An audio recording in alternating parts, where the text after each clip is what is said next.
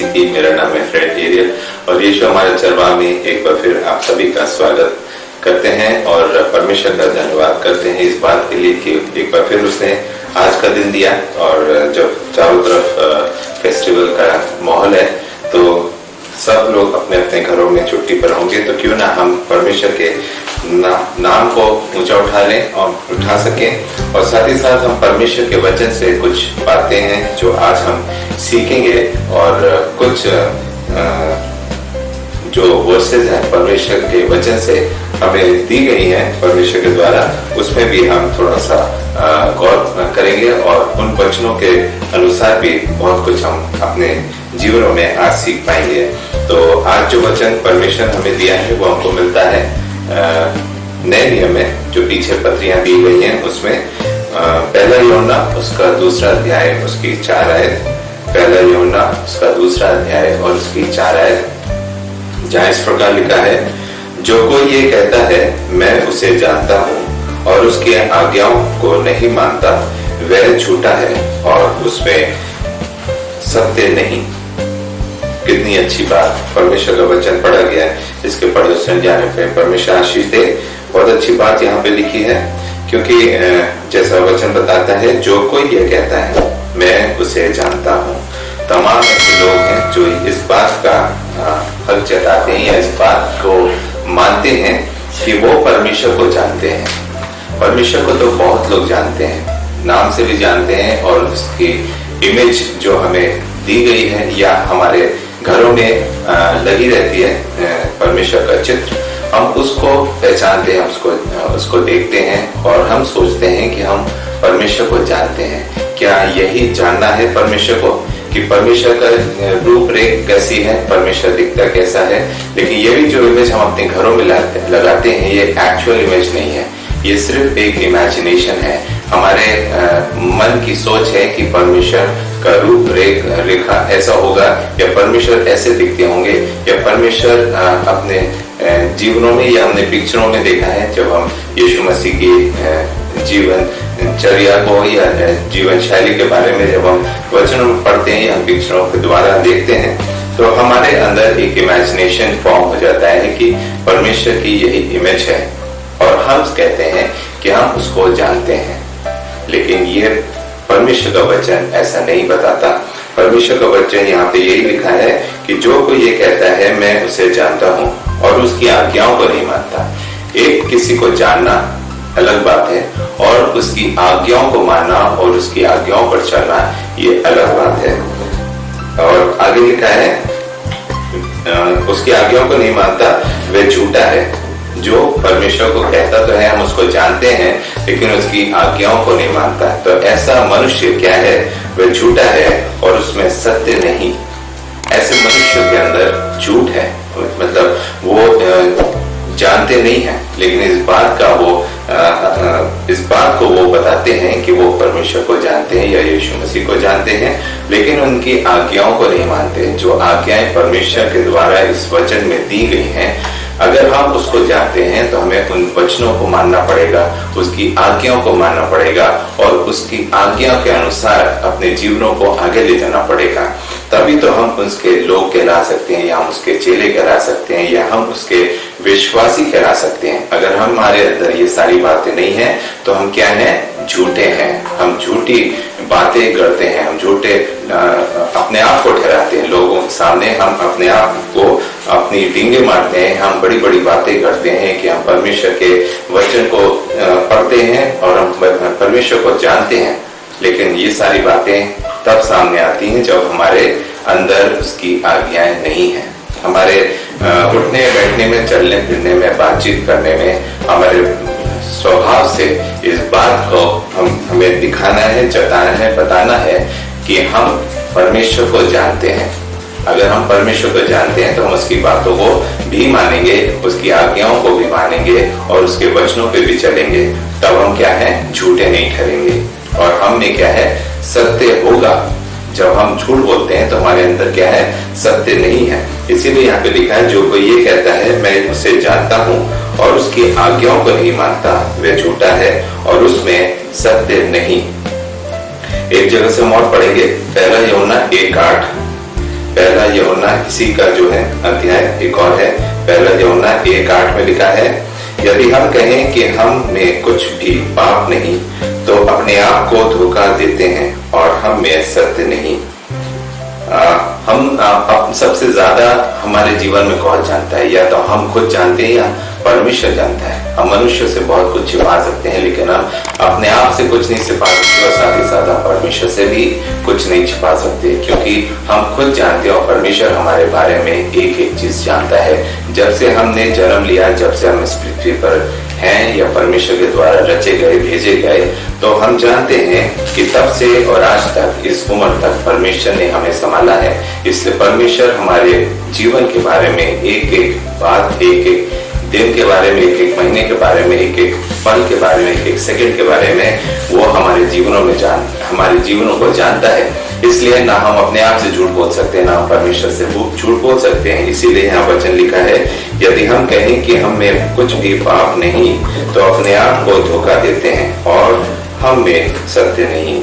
तो हम अपने आप से या हम दूसरों से तो कह सकते हैं कि हमें कुछ भी पाप नहीं, और हम अपने दूसरों से इस बात को छुपा सकते हैं, लेकिन आगे लिखा है तो अपने आप को धोखा देते हैं। हम अपने आप को धोखा देते हैं अगर हम कहते हैं हमारे अंदर कुछ भी पाप नहीं और हम में सत्य नहीं।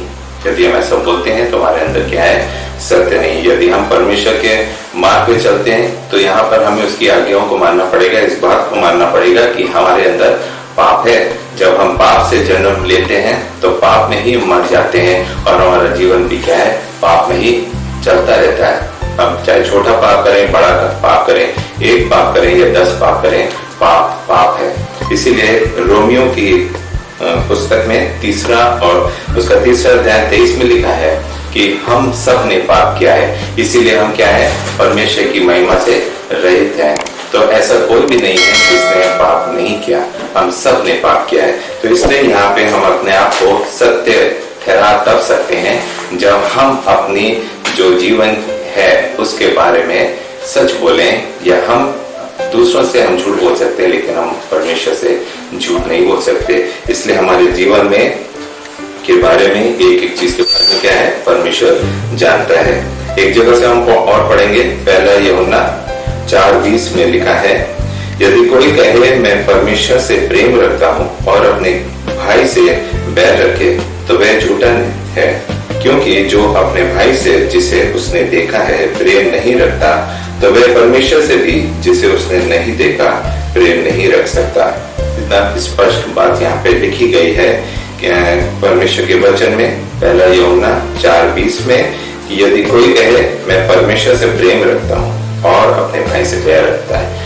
हम तो कहते हैं कि हम परमेश्वर से प्रेम रखते हैं, लेकिन हम अपने भाई जो हमारा पड़ोसी है या हमारा सगा भाई हो या हमारे मसीह भाई हो, हम उनसे अगर बैर रखें तो हमारे अंदर परमेश्वर का प्रेम है नहीं। क्योंकि जिसे हमने देखा है, हमने अपने भाई को देखा, हमने अपने मसीह भाई लोग को देखा है, हमारे पड़ोसी को हम देखते हैं, जब हम उनसे बैर रखते हैं जिसे हमने देखा है, तो हम ये कैसे कह सकते हैं कि हम परमेश्वर से प्रेम रखते हैं जिसे हमने नहीं देखा? हम सिर्फ विश्वास करते हैं। हम में से किसी ने परमेश्वर को नहीं देखा।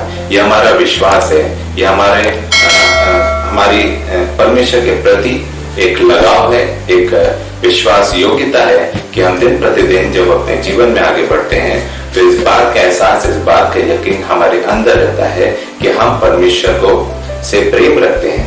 क्योंकि प्रेम जो है, जो चीजें, बातें, तमाम चीजें दी गई हैं वचन में, जब आप पढ़ेंगे तो उसमें सबसे जो महत्वपूर्ण बात है वो है प्रेम। तो इसलिए हमें जब परमेश्वर से हम बोलते हैं, कहते हैं सबसे कि हम परमेश्वर से प्रेम करते हैं, तो हम इस बात की गवाही देते हैं कि परमेश्वर हमारे जीवन में है। हम परमेश्वर से प्रेम तभी कर सकते हैं जब परमेश्वर हमारे जीवन में हो, जब हमारा जीवन परमेश्वर के द्वारा चल रहा हो, या हम अपना जीवन को पूर्ण समर्पण कर सकें, ताकि परमेश्वर जैसा चाहता है, जैसा चलाना चाहता है, अगर हम वैसा चल रहे हैं तो हम कह सकते हैं कि हम परमेश्वर से प्रेम रखते हैं। यदि हम वैसा नहीं चल रहे हैं, जैसा पहला यूहन्ना 2 और 4 में लिखा था कि मैं उसे जानता हूँ, जब आप उसे जानेंगे तो आप उसकी प्रतिज्ञाओं को भी मानेंगे। अगर आप उससे प्रेम रखते हैं तो उसकी बातों को भी मानेंगे, उस पर अमल करेंगे, उस पर चलेंगे। और अगर आप ये झूठ बोल रहे हैं तो आप में क्या है, सत्य नहीं है। आप में सत्य तभी होगा जब आप उसकी आज्ञाओं को मानेंगे, आप उसके वचनों पे चलेंगे और ये कह सकेंगे कि परमेश्वर के द्वारा हम इस दुनिया में जब भेजे गए तो परमेश्वर के द्वारा ही हम इस जीवन में दिन प्रतिदिन आगे बढ़ते हैं। और हम अपने भाई बंधुओं से, अपने मसीह लोगों, जो भाई हैं, जो परिवार हैं, अपने अड़ोस पड़ोस के जो लोग हैं, हम उनसे भी प्रेम रखेंगे, क्योंकि मसीह का प्रेम हमारे अंदर है।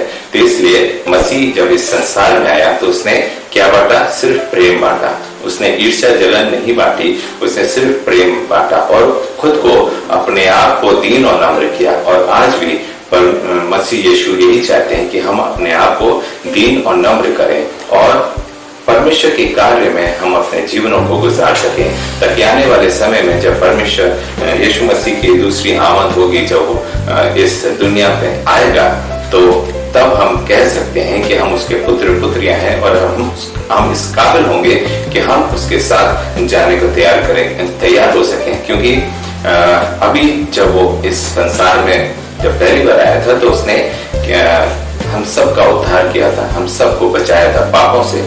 और अब जो आएगा वो क्या होगा, न्याय का समय होगा। वो न्याय हम सब का करेगा, क्योंकि हम सब ने जो जीवन उसने दिया था, हमने उस जीवन के साथ क्या किया, क्या हमने उसकी आज्ञाओं को माना, क्या हम उसके वचनों पे चले, क्या हम उसके वचनों को फैला सके, क्या हम बहुतों को, जो अन्य जाति हैं, अन्य लोग हैं, जो मसीह जीवन में नहीं है, क्या हम उनको परमेश्वर के नजदीक में लाने पाए। अगर हम एक आत्मा भी बचाते हैं तो इसकी बड़ाई परमेश्वर के राज्य में होती है और हम अपने आप को परमेश्वर के लायक बना पाते हैं। हम उस के सिंहासन के सामने खड़े होने के लायक अपने आप को बना सकते हैं यदि हम परमेश्वर के कार्यों में दिन प्रतिदिन आगे बढ़ते हैं। इसीलिए यहाँ पे लिखा है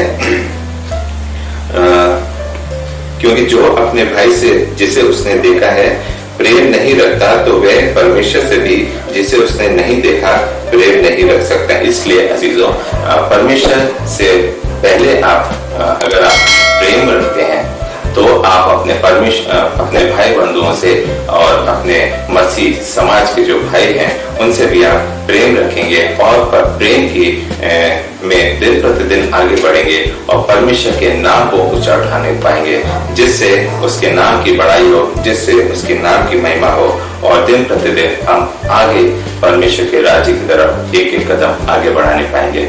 आशा करते हैं इस छोटे से वचन के साथ आपने थोड़ा बहुत कुछ सीखा होगा वचनों से, और इन वचनों को आप जरूर पढ़ें जब भी आप अकेले रहते हैं और जब आप परमेश्वर की उपस्थिति में रहते हैं या परमेश्वर के साथ संगति करते हैं। तो इन वचनों के द्वारा आप परमेश्वर से बात कर सकते हैं और परमेश्वर की उन बातों को, उन प्रतिज्ञाओं को, उन वचनों को सीख सकते हैं जो परमेश्वर आपके जीवन में सिखाना और समझाना चाहता है। May God bless you all.